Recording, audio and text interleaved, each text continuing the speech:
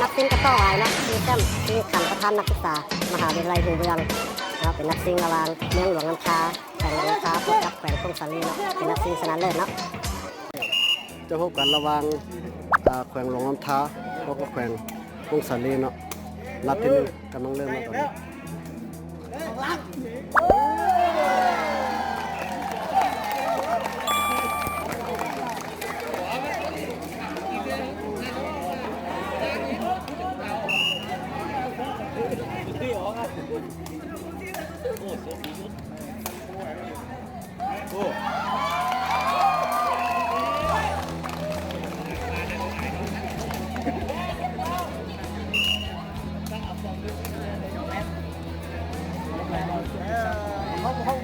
เขาได้ซ้ำ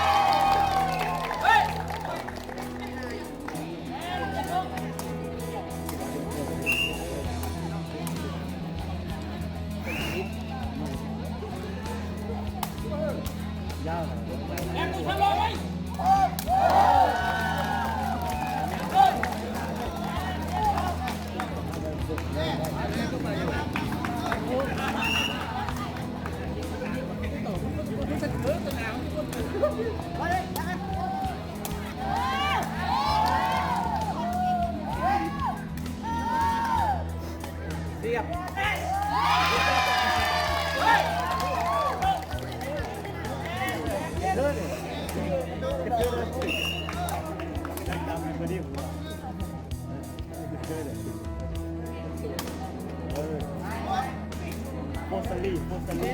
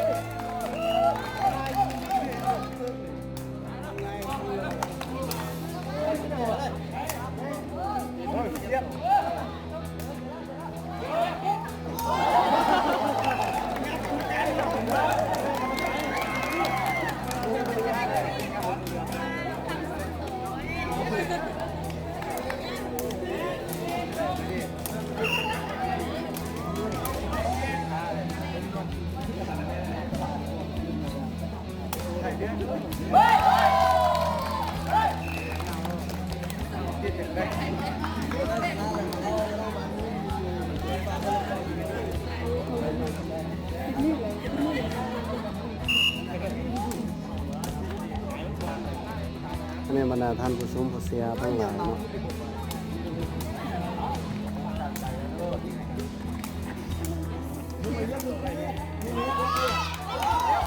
ใช่ปัดเองปัด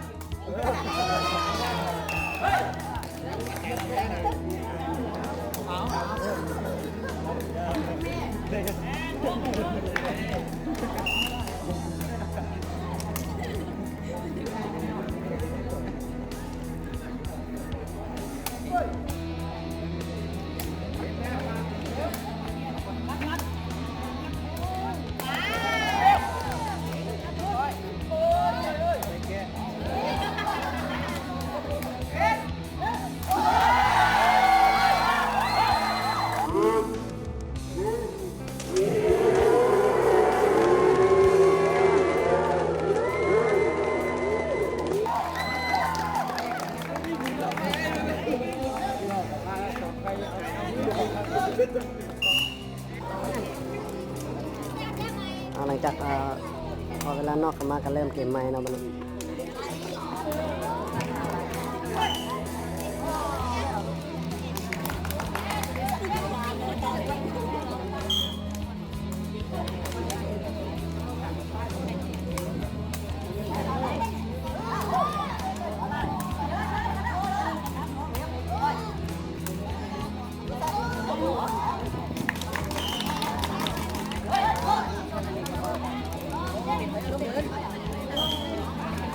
คะแนนนะ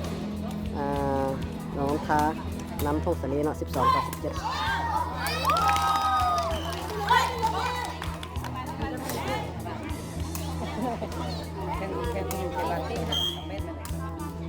พงศรีนำไป18นะไปก่อน18-12 sau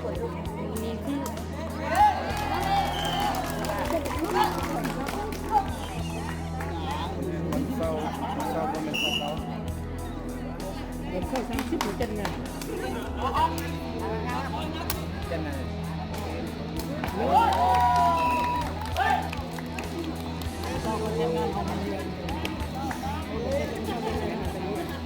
không rồi chân tôi hơi bố cũng phải phải yên trai nguyên di lan là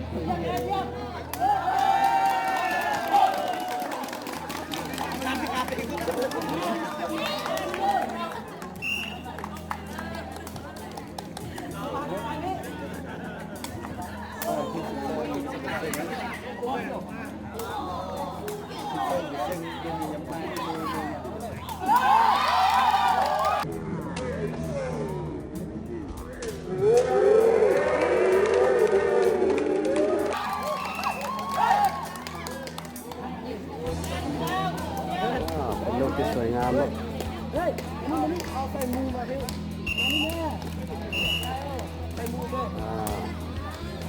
สุดทอยนอกวันนี้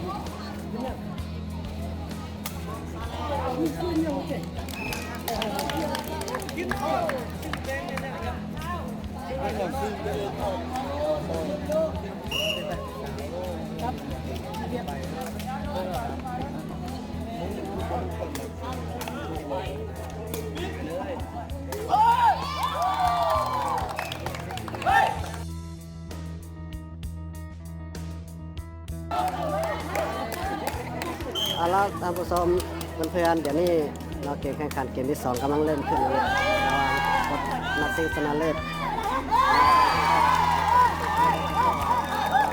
แข่งรองท้ากับแข่งพวกสังเวียนเป็นเกมที่2จะซิ่งกับประธานนักศึกษาที่มาถึงของเสียกำลังฟุดฟื้นอยู่เนาะตอนนี้เนาะของเสียของแต่ละแขวงบ่เป็นธรรมดา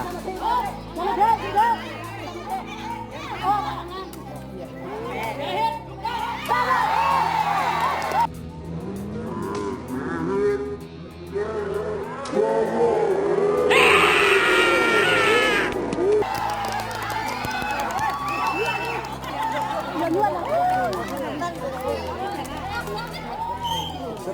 ดมันสมเป็นนักซิ่งชนะเลิศเนาะ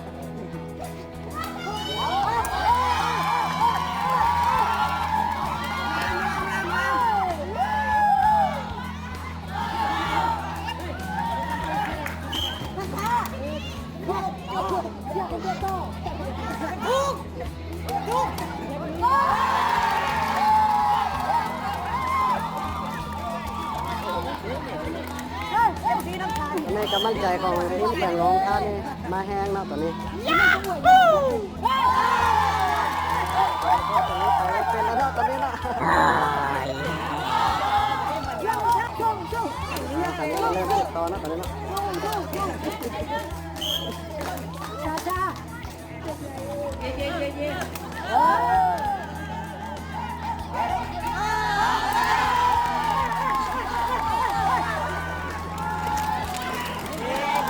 บรรดาFC หลวงลำพา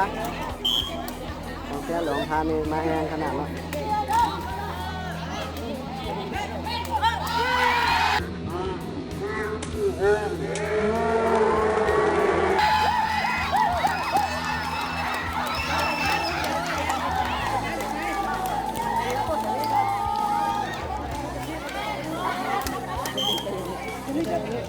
ดูเสียบานเสียโตเสียเลยลูกนี่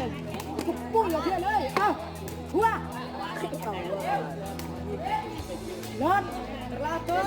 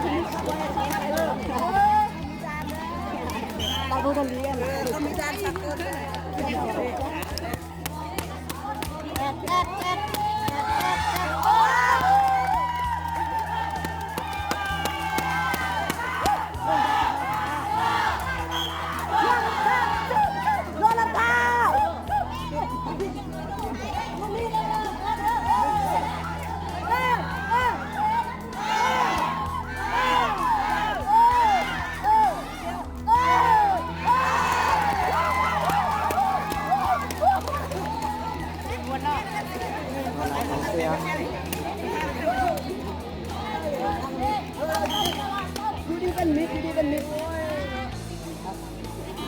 เฮ้ยเจอกัน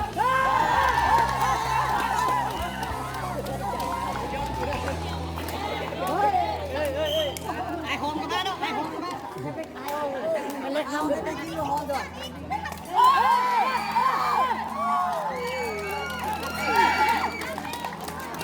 พักกินข้าวกันเด้อ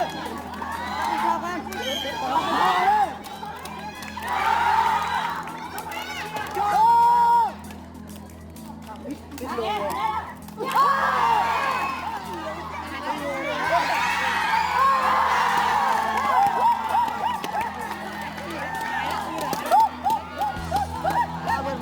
เพื่อนลองเบิ่งกำลังเต้นกำลังดูเดือดเลยเนาะนับสิ่งสุดนี้เนาะ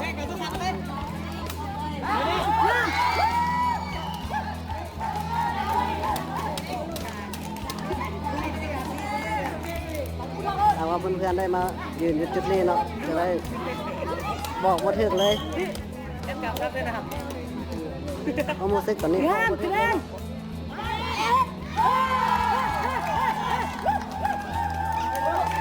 ใจกันไปพี่ติ๊กเนาะเพื่อนๆเนาะตอนนี้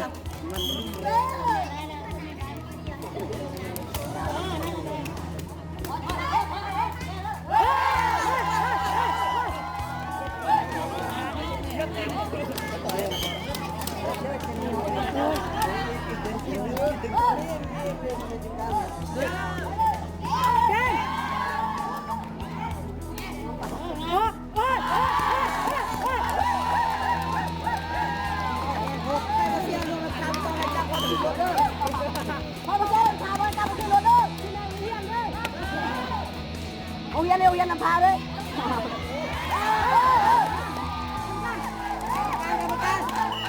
เป็นคนละข้างกันละข้าง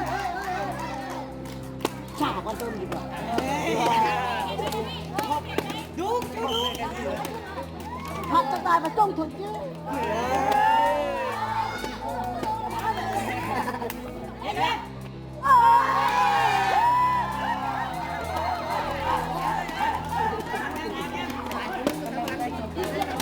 ใครลูกลงราคาใครลูกเรื่องค่าเบี้ยเฮ้ยโอ้โหจังไงเนี่ยวันแน่เนาะเพื่อนๆเนาะวันแน่เนาะอาจจะมีเกม3เกิดขึ้นเนาะแบบนี้เนาะ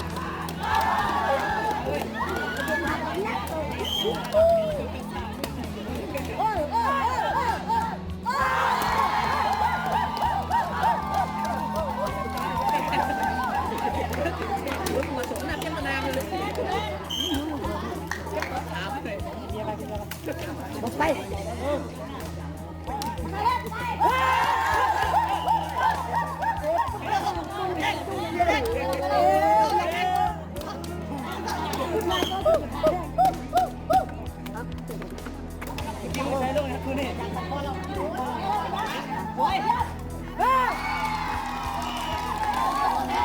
มาเฝ้ากรรมการเด้อเช็คพอยต์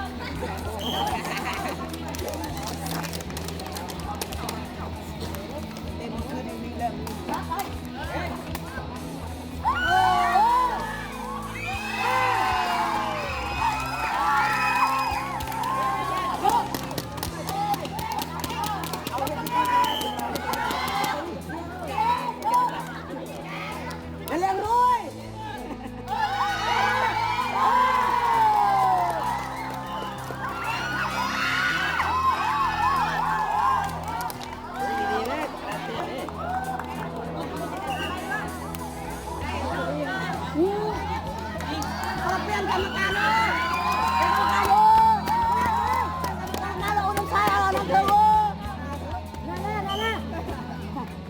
รมการมาเลย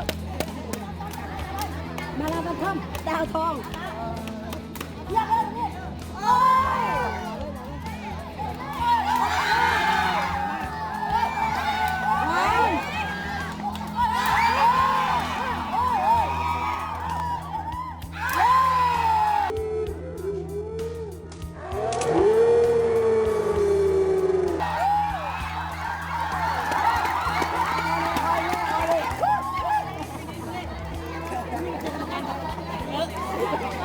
มันขึ้นเนาะเพื่อนเนาะ คะแนน30ต่อ20หน้าซ่องลูกซ่องคะแนนว้าฉันฟันเดียวเลยครับตัวเฮ้ยสำเนียงคือตัวกลางห้องเฮ้ยเราเบียร์เราเบียร์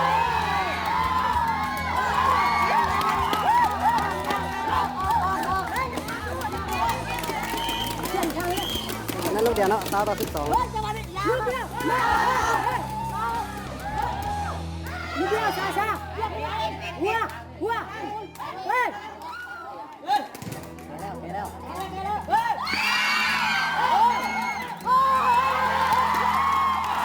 เกม3เกิดขึ้นแล้วเพื่อนๆเนาะตอนนี้นี่เกมที่3เกิดขึ้นบนแน่บนนอนเนาะตอนนี้เกมพลิกแน่นอนเนาะ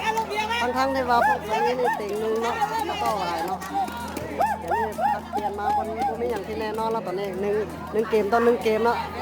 เดี๋ยวเอามาติดตามมาเกมที่3ว่าใครเป็นฝ่ายชนะเนาะระวังพบกันระวังแขวงพงศาลีและแขวงหลวงทาสิงขันประธานนักศึกษาที่มหาวิทยาลัยหูเบืองเนาะ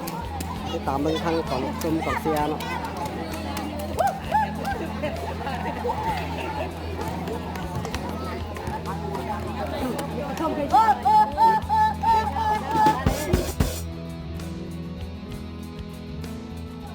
เอาล่ะเพื่อนๆเดี๋ยวนี้เรามาติดตามเกมที่3เนาะพบกันระหว่างแขวงพงศาลีและแขวงหลวงทาสิงขันประธานนักศึกษาที่มหาวิทยาลัยหูเบืองสสเวียดนามเขาเนาะเกมที่3เกิดขึ้นแล้วเนาะจะเริ่มแล้วเนาะเราจะติดตามกันไปน้ำกันว่าแขวงใดจะได้แชมป์แขวงใดจะได้ประธานนักศึกษาปีนี้ไปครองเนาะ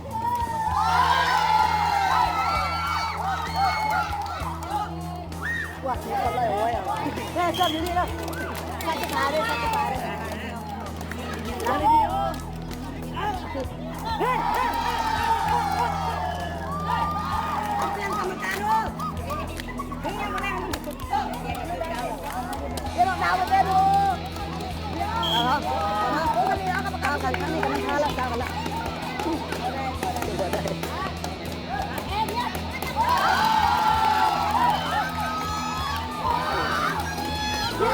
เพื่อนเนาะยิ่งใหญ่จะรับเป็นที่3เป็นนี้เนาะเป็นบรรยากาศท้องฟ้าเดี๋ยวนี้มืดเลยครึ้มๆเนาะ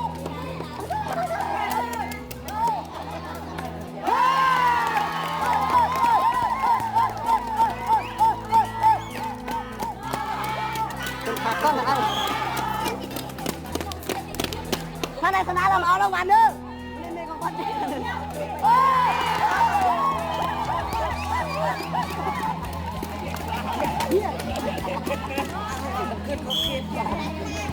ดินเสียบาน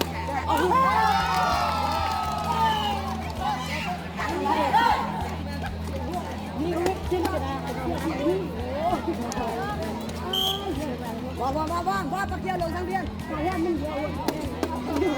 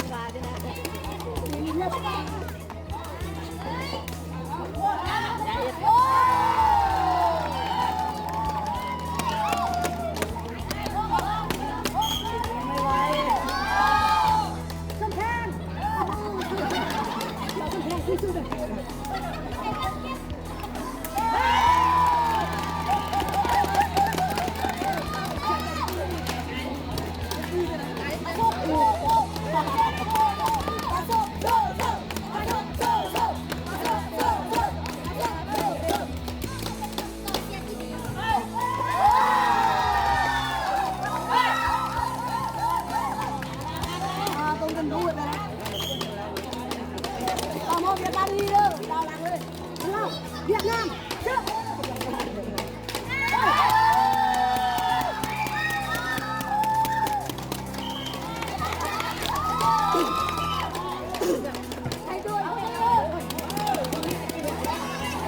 เดี๋ยวนี้จะได้เปลี่ยนเบื้องแล้วเนาะ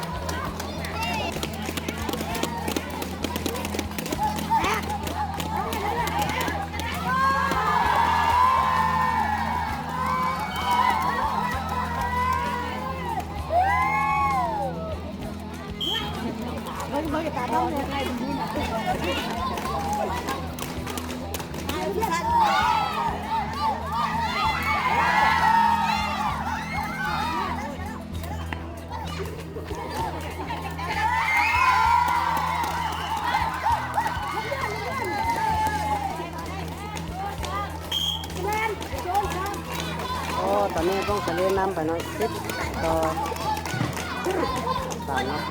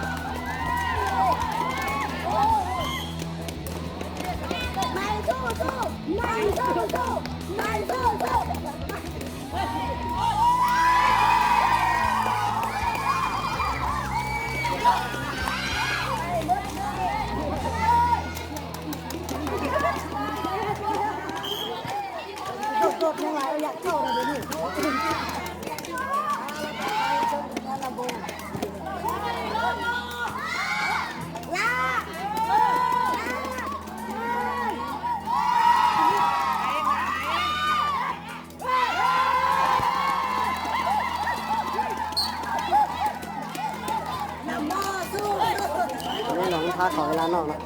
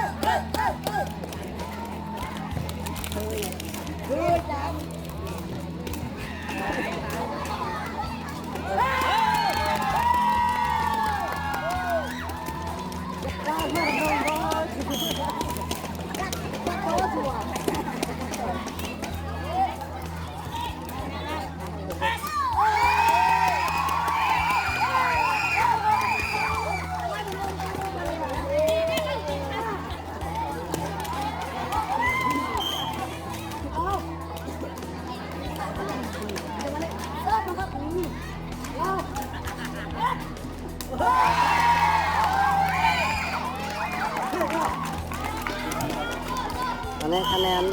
14 ต่อ 6นะเข้านะ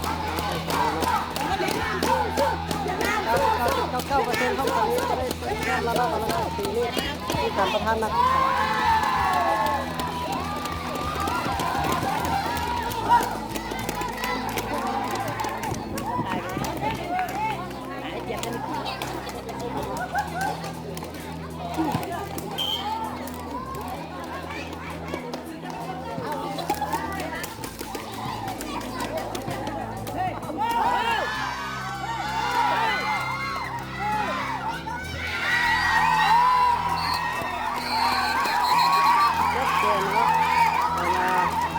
ประธานนักศึกษาก็ต่อไปที่ทำประธานนักศึกษาที่มหาวิทยาลัยศรีเวียงก็ต่อไปก็สารวังต้นสายและแข่งหลวงน้ำชาที่เขาก็ได้เห็นเขาก็ได้ข้อทีมดีชนะแล้วเนาะเป็นก็คือแข่งต้นสลีได้แซมไปเนาะคะแนนสุดท้ายคือ15 ต่อ 7เนาะขอสัมภาษณ์ด้วยเนาะเป็นอะไรรู้สึกอะไรจากเกมแรกที่เราชนะไปนี่ แล้วชนะไปก็รู้สึกดีใจร้ายที่ได้มาแข่งเอากระต่อสิ่งที่หนึ่งในมื้อนี้พงศรีก็ได้ที่หนึ่งได้ชนะกับน้ำทาเนื้อ ไปเป็นไปตามคาดหมายที่ว่าได้ตั้งไว้เบื้องต้นบ่เนาะ แม่ตั้งความหมายก็เวลาที่เตะพงศรีก็ได้ซ้อมสุขอกสุขใจว่าจะได้ชนะให้มันได้ที่หนึ่ง หลังจากเกม2มาหันเขาเจ้าพลิกมาชนะเขารู้สึกอะไรตอนนั้น ตอนนั้นเนี่ยกดดันตัวเองหลายตอนนั้นกดดันตัวเองหลายว่าผู้ให้ว่าเจอได้มาชนะตรงนี้ แต่ก็ดีใจน้ำหนักว่าได้แซมแล้วเนาะขอบใจอะไร เข้าใจ